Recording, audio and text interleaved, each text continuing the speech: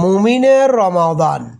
মুমিনের রমাদান হলো আত্মশুদ্ধি, সংযম ও ইবাদতের বসন্তকাল, যা ভোর থেকে সন্ধ্যা পর্যন্ত পানাহার বর্জন, কোরআন তিলাওয়াত, তাসবিহ এবং বিশেষ দোয়ার মাধ্যমে আল্লাহর নৈকট্য অর্জনের পবিত্র সময়। এটি মূলত আত্মসংযম, ধৈর্য এবং মানবিক মূল্যবোধ বৃদ্ধির মাধ্যমে আত্মার পরিশুদ্ধি ও আল্লাহ ভীতি, তাকওয়া তৈরির মাস।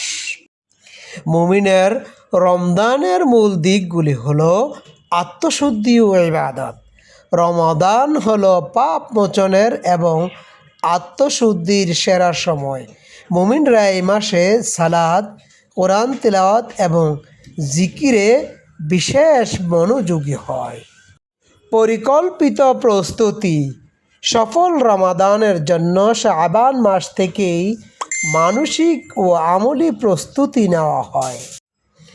সহানুভূতি ও দানশীলতা।